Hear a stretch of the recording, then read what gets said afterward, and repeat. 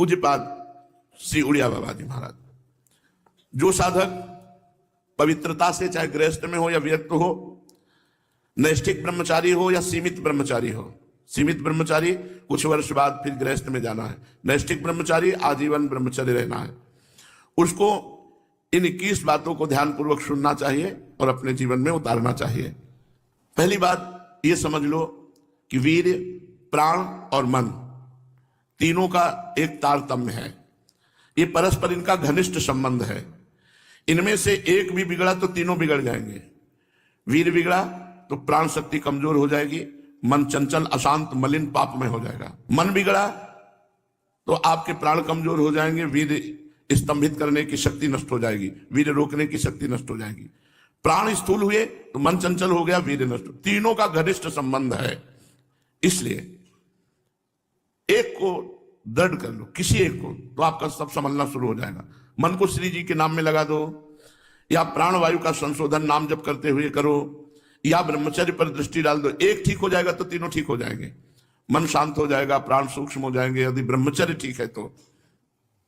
पहले ब्रह्मचारी को कब्ज से बचना चाहिए। बहुत सहज सरल उपाय है कब्ज नष्ट होने का। इसका हमने वर्षों प्रयोग किया है। वो छोटी हल पीस लीजिए, मिक्सी में पीस लीजिए या सलबट्टा से पीस लीजिए, सहज पीस जाती है। उसको एक डिब्बे में रख लीजिए और ईसबगोल की भूसी, एक कटोरी में 2 चम्मच ईसबगोल की भूसी डालिए और 1 चम्मच या 1.5 चम्मच छोटी हल्दी डालिए। दोनों को मिला दीजिए और पाउडर ऐसे थोड़ा मुंह में डालिए और दूध से ऐसे ऐसे करके फिर लीजिए, फिर डाल लीजिए। 2 बार में, 3 बार में, 1 बार में, जितने में आप आ जाए।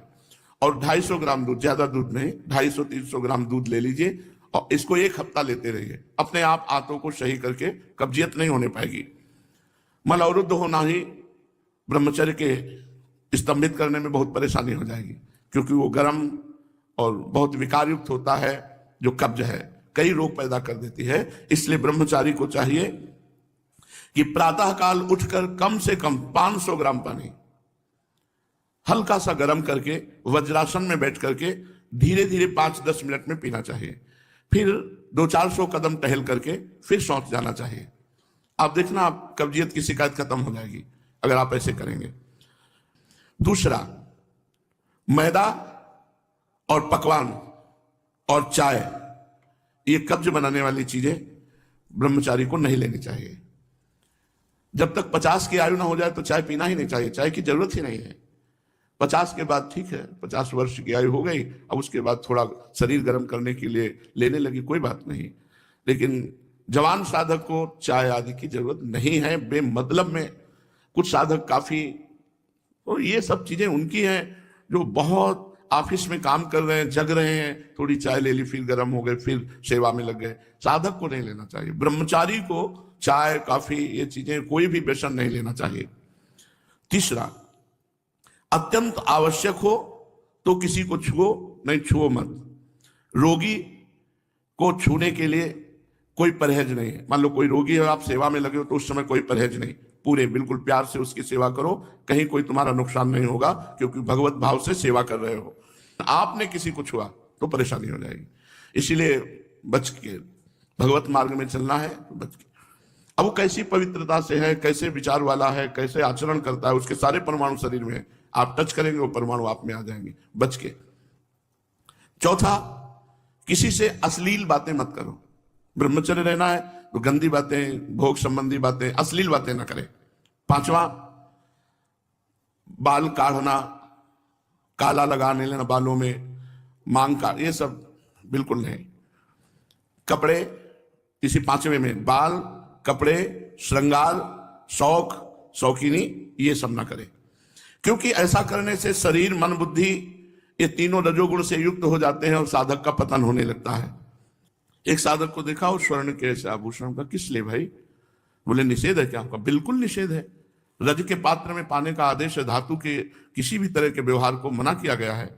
तो फिर तो महंगी वस्तुएं, इनको धारण करने की जरूरत ही नहीं है। शरीर राग त्यागना ही तो वैराग्य है। क्या कपड़े बदल लेना केवल वैराग्य है? शरीर राग त्यागना, गर्मी सर्दी सहना, गाली अपमान सहना, दुख सहना, यही हमारा परम धर्म है। दुख सहना, तिरस्कार, अपमान, निंदा, ये जब हम सहते हैं तब हमारा परमार्थ पुष्ट होता है। छठवां, वही वस्तु पाओ जिसमें तुम्हें ज्यादा स्वाद न मिले और तुम्हारा स्वास्थ्य ठीक रहे। तुम्हारा शरीर बलयुक्त हो, सात्विक भोजन हो और स्वाद रहित भोजन हो। तो ऐसी चीज मत खाओ पियो जो तुम्हें बहुत पसंद है। सात्विक भोजन करो जो स्वाद रहित हो। सातवां, इत्र, फुलेल, सुगंधित द्रव्यों का लेपन बिल्कुल निषेध है ब्रह्मचारी के लिए। सुगंधित द्रव्य लगाना, इत्र फुलेल लगाना, ये बिल्कुल निषेध है, नहीं लगाना चाहिए। आठवां, प्रतिदिन नियमानुसार व्यायाम करें। व्यायाम बहुत बार साधकों से कहते करो।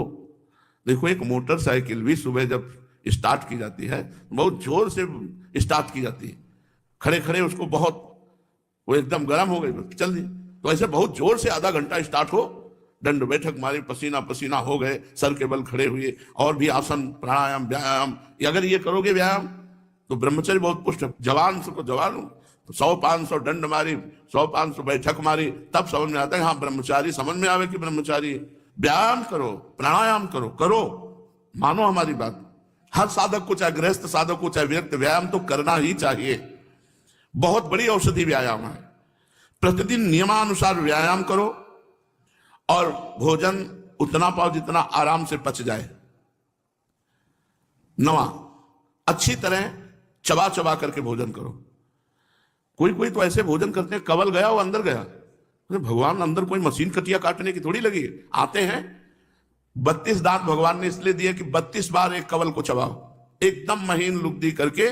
2 रोटी भी अगर ऐसे पाओगे तो बहुत बड़ा असर करेंगे, वो आपका पौष्टिकता बढ़ाएंगे। अरे जल्दी जल्दी जल्दी जल्दी, शास्त्र कहता है थोड़ा आहार करो लेकिन खूब चबा चबा करके आहार करो।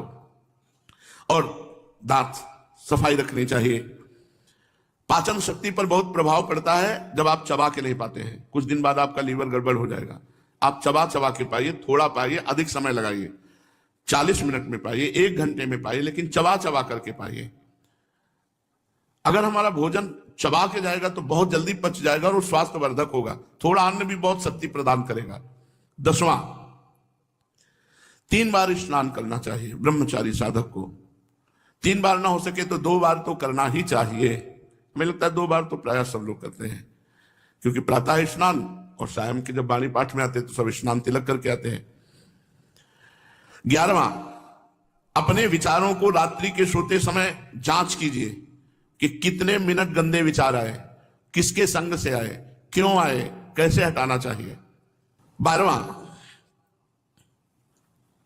जहां रह रहे हो ऐसे स्थान पे होना चाहिए जिससे आपको शुद्ध वायु मिलती रहे। एकदम लॉक आसपास से बंद ऐसा होना चाहिए जिससे वायु क्रॉस होती हो। और वायु क्या है उसको कहते हैं अंग्रेजी में, हाँ जो है, हाँ वेंटिलेशन वो हवा क्रॉस होती, वेंटिलेशन, हाँ हवा क्रॉस होती हो, ऐसा रखना चाहिए अपने कमरे का कि एक दरवाजा खोल दिया, खिड़की खोल दिया, थोड़ा वायु शुद्ध आती रहे। 13वां, प्याज, लहसुन, ये चीजें भोजन में नहीं होनी चाहिए। अब इसके आगे वाली तो क्या वर्णन करें, मांस मछली, ये तो कभी नहीं खाना चाहिए, खाना ही नहीं चाहिए किसी को भी। प्याज लहसुन घोर तमोगुण पैदा करता है, इसे नहीं खाना चाहिए, ये संतों ने वर्जित किया है। इसमें कोई पाप नहीं है खाने में, पर ये तमोगुण है और भजन में बहुत विरोधी है, इसलिए इसे नहीं पाया जाता। जैसे कुछ संत सलगम नहीं पाते, गाजर नहीं पाते, बैंगन नहीं पाते, क्योंकि इनमें तमोगुण उत्पन्न होकर के भजन विरोधी वृत्ति आने की संभावना है। प्याज लहसुन तो खुला सब संतों ने निषेध किया है, जो हमारे भागवतिक मार्ग में चलने वाले हैं। रात को रसेदार शाक या दही या छाछ नहीं खाना चाहिए रात के समय। ब्रह्मचर्य पालन करने वाले को इमली नहीं खानी चाहिए, किसी भी तरह की खटाई नहीं खानी चाहिए, अधिक तेल का प्रयोग नहीं होना चाहिए, लाल मिर्च नहीं होनी चाहिए, कोई भी गरम मसाला नहीं होना चाहिए। अरे बहुत बड़ा व्रत है ब्रह्मचर्य। ये अत्यंत आवश्यक है कि रात्रि में यदि आप दूध लें तो ना ठंडा होना चाहिए ना गर्म होना चाहिए, बस ऐसे कोश आया होगा, हल्का सा गर्म कर, और उसे पी के 30 मिनट टहलना चाहिए, तब शयन करना चाहिए। दूध पी के 30 मिनट टहलना चाहिए। 14वां, दोपहर के समय भोजन के बाद चाहे 15 मिनट ही विश्राम करना चाहिए। वैसे वर्णन है 16 दाई करवट, 32 श्वास सीधे और 64 बाई करवट, इतने में 15 मिनट हो जाएंगे, या कम में भी हो सकता है। कम से कम भोजन के बाद 15 मिनट तो विश्राम करना ही चाहिए मध्याह्न में। यदि रात्रि में आप जगते हैं तो मध्याह्न में सो सकते हैं। सायंकाल के भोजन में बहुत सात्विकता होनी चाहिए, कोई भी गरिष्ठ पदार्थ नहीं होना चाहिए। सायंकाल तो बस मूंग की दाल और रोटी, 2 रोटी ले ली, मूंग की दाल ले ली, बस। अब शयन के समय 250 ग्राम आधा लीटर दूध हो गया, बहुत हो गया। अब देखो इतना सब खान पान है और ना तो शरीर में मांस है और ना चेहरे पे तेज है, तो खान पान का मतलब क्या, बहुत ज्यादा बोझा डाला जा रहा है। थोड़ा खाओ भी तेज जागृत होगा। 15वां, दिन में नहीं सोना चाहिए। अब ये अभ्यास किया है तो रात्रि में जगने पर भी दिन में नींद नहीं आती ही नहीं है। जैसे लेटे भी ना तो एक ऐसी सरसराहट सी शरीर में होती कि उठ के बैठ जाओ, बैठ गए, कभी टहल रहे, पूरी दोपहर ऐसे कटती है। रात्रि में 8, 9, 11, 12 जगने के टाइम, ये 11 और 12 के बीच में, 8, 9 के बीच में शयन करना। मध्याह्न में 1 मिनट भी नींद नहीं। अभ्यास योग युक्तेन चेतसा नान्य कामिना, अभ्यास किया जाए तो हम हर विषय पर विजय प्राप्त कर सकते हैं। तो रात्रि में जो बहुत जगते हैं, मान लो सेवाएं हैं, पूरा का पूरा श्री जी का श्रृंगार करते हैं बच्चे, जो साधक संतजन, उनके लिए है कि आप 3 घंटे सो सकते हैं। रात्रि में बिल्कुल शयन नहीं हुआ तो दिन में आप आराम कर सकते हैं, सो सकते हैं। और जिनको रात्रि में 4 घंटे सोने को मिला, 5 घंटे, वो 15 मिनट विश्राम करके बस बैठ जाओ, इतना भोजन पाओ, 15 मिनट विश्राम किया, 16 श्वासें दाहिनी करवट, 32 श्वासें शवासन में सीधे और 64 श्वासें बाएं करवट में, इतने में आपका शास्त्रीय सिद्धांत से विश्राम मध्याह्न का हो जाएगा। 16वां, भोजन के पहले लघु शंका कीजिए, अच्छे से हाथ धोइए, पैर धोइए, हाथ धोइए, कुल्ला कीजिए, तब भोजन पाने जाइए। भोजन के तुरंत बाद लघु शंका कीजिए, इससे आपके शरीर में कभी गर्मी नहीं चढ़ेगी, पित्त नहीं बढ़ेगा, कब्ज नहीं बनेगी। और शयन करने के पहले लघु शंका करके फिर आप जाइए, जनेंद्रिय को शीतल जल से प्रक्षालित कीजिए। 17वां, 64 श्वासें बाएं करवट के बाद, अगर आपको रात्रि में सोना है तो फिर दाईं करवट में तुरंत हो जाइए। बायां स्वर शीतल नाड़ी चलेगी, चंद्र नाड़ी, इससे आपको स्वप्न दोष नहीं होगा। आप देख लीजिए ऐसा करके, 16 श्वासें दाईं करवट, 32 शवासन, 64 बाईं, और अब सोना है आपको तो तुरंत फिर दाईं करवट हो जाइए और दाईं करवट सोने का अभ्यास कीजिए। जो 18वां, रात्रि में पहली नींद के बाद जहां नींद खुल जाए दोबारा मत सोइए, बैठ जाइए आसन पर और जप कीजिए, भजन का अभ्यास कीजिए। ये जीवन भर रही है वाणी हमारे साथ, तो यही अभ्यास पूज्य पादुड़िया बाबा की आज्ञा से, यही अभ्यास आज भी, यही अभ्यास भगवत कृपा से है। तो इसीलिए 11 से 12 का, जितने में नींद खुली, बस जहां घड़ी पे दृष्टि पड़ी 11 के ऊपर, तो बस फिर बैठ गए। बराबर तो बैठ नहीं सकते, घंटा 2 घंटा, तो फिर थोड़ा 4 कदम टहले, फिर बैठ गए। ये लड़ाई है, लड़ाई है, नींद से लड़ना, भोजन से लड़ना, काम क्रोध से लड़ना। भगवान के लिए हम इन सब सुखों का त्याग करते हैं जो लौकिक सुख है। रात्रि में निद्रा भंग हो जाने पर साधक को पुनः नहीं सोना चाहिए, नहीं तो स्वप्न दोष होने की संभावना है। साधक को चाहिए समाचार न सुने, टीवी न देखे, कोई सीरियल न देखे, अश्लील पुस्तकें न पढ़े, ये नहीं करना चाहिए, साधक को नहीं करना चाहिए। हमें सब कुछ भूलकर अपने प्रभु की याद में डूबना, चाहे गृहस्थ हो चाहे विरक्त हो। 20, किसी भी तरह का मनोरंजन न करें। कई प्रकार के सांसारिक खेल हैं, उन मनोरंजन न करें। मनोरंजन करने से संसारिकता बढ़ती है, भजन की गंभीरता नष्ट हो जाती है। यदि आपको समय ऐसा है कि हमारे पास समय है 1 घंटा हम समय, तो आप कोई फुलवाड़ी लगा लीजिए, अगर जगह है उसको सींचिए, आप श्री जी के लिए जो वाटिका है उसकी सेवा कीजिए, सोनी लगा दीजिए, पोछा लगा दीजिए, दीवालों को साफ, मतलब किसी क्रिया में लग जाइए, मनोरंजन मत कीजिए। 21वां, किसी की निंदा मत कीजिए, किसी की समीक्षा मत कीजिए, ब्रह्मचारी है कि नहीं, और किसी भी सांसारिक उत्सव में सम्मिलित नहीं होना चाहिए। श्राद्ध है, पितृ तर्पण है, ब्याह है, पार्टी है, किसी भी तरह के इसमें नहीं, सम्मिलित नहीं होना चाहिए। हमें सम्मिलित होना है भगवत भक्तों की, जहां लीला कथा हो रही भगवान की, उस सभा में। हमें सांसारिक संबंधों की सभाओं में नहीं।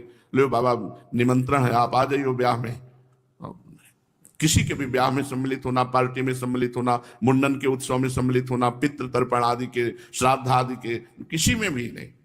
किसी भी ऐसे उत्सवों में सम्मिलित नहीं होना जिनका संबंध संसारिक क्रियाओं से है। ब्रह्मचारी उपासक को चाहिए कि बस केवल भगवत भक्तों की जहां मंडली है, भगवत चर्चा है, रसिक मंडली में या तन को नीके ढंग लगाओ, क्योंकि वहां आपकी वासनाएं नष्ट होंगी और भगवत आराधना होगी। पार्टियों में जाओगे, लोग ऐसे वैसे, रजोगुणी कपड़े, रजोगुणी भोजन, तुम्हारा बुद्धि चलायमान हो जाएगी। क्या हुआ? रसेंद्री का ही तो स्वाद है।